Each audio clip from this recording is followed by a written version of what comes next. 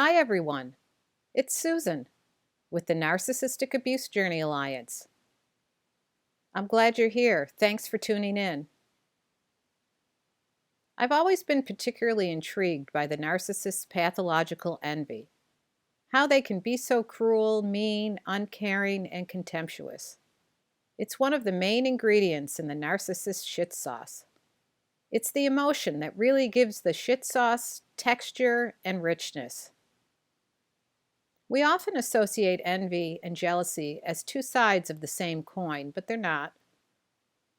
Jealousy is the fear of losing something to another person, the illusion of permanence, while envy is wanting something that another person has and being resentful of that person or other people who, in our eyes, are more accomplished, better looking, have a bigger house, nicer car, etc.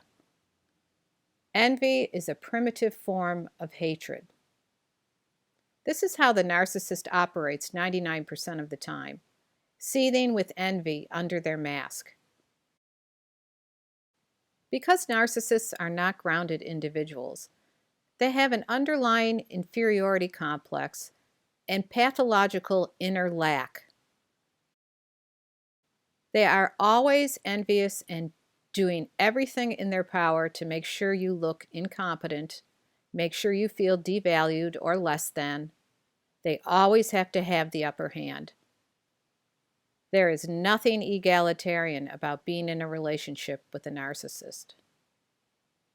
For those of you who have been following me, you know my husband Nicholas, Nick, died 5 years ago. It's just 5 years now, after a valiant struggle with a rare, incurable, slowly degenerative neuromuscular disease called Friedreich's ataxia.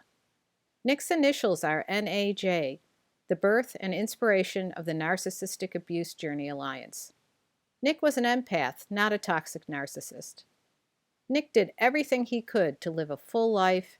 He was a great husband, worked hard, worked on himself, laughed a lot, and gave back and made the world a better place by being in it. He was a great role model and inspired me every day. He still inspires me. But Nick's parents, unfortunately, who I affectionately called Bonnie and Clyde, Nick always laughed when I called them that, they were heavy-duty narcissists.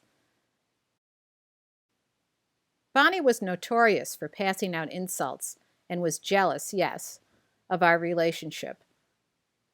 Her relationship with Clyde was all smoke and mirrors, but she was deeply envious also of Nick and I. Bonnie had a tough childhood and wounds, I knew that, but she was so nasty most of the time, it was hard to overlook that fact and her negativity. Plus, Nick did try to get her to look at some of her emotional issues over the years, but as you can imagine, that didn't go over very well. I'd say, "Lovey, what's the matter with your mother?" And he would say, "I know, Lovey. I lived with it."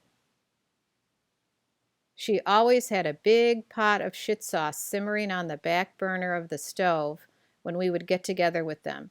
Clyde had similar issues, but he was a little more palatable.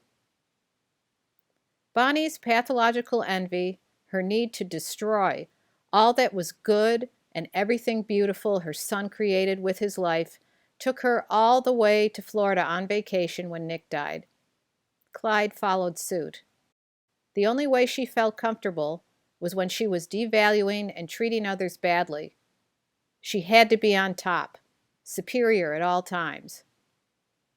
This is my opinion, but Bonnie keeping vacation plans, going to Florida when Nick died, was an opportunity for Clyde to step up to the plate and tell Bonnie, no, we are not going to Florida.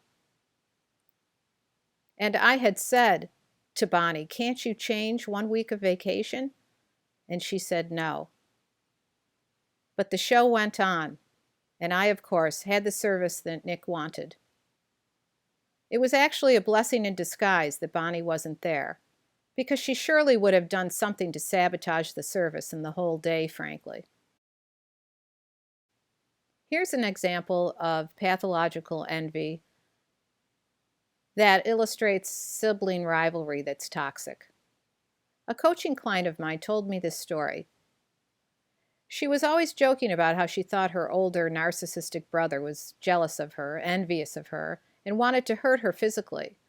She told me a story once about her brother, who when she was an infant in the baby buggy, and I guess their mother stepped away for a minute, the brother slipped my client a lifesaver and then went to their mother and said, "The baby doesn't like the candy."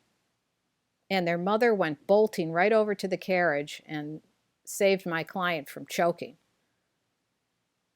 She also told me later that when they were in elementary school or junior high school, she had been fresh and talked back to her mother about something, and they were at their grandmother's house visiting, eating cookies and Hawaiian punch.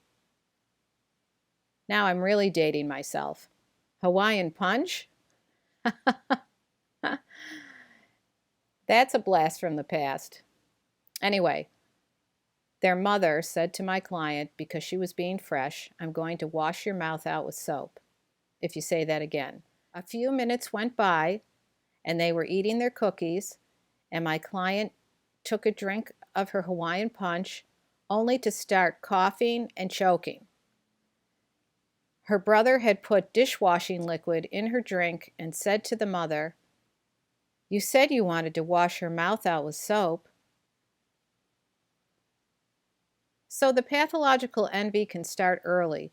Even as kids, the narcissist throws their sibling and parents under the bus with smear campaigns and general contempt, telling guidance counselors and teachers or anyone who will listen how horrible their parents and family are.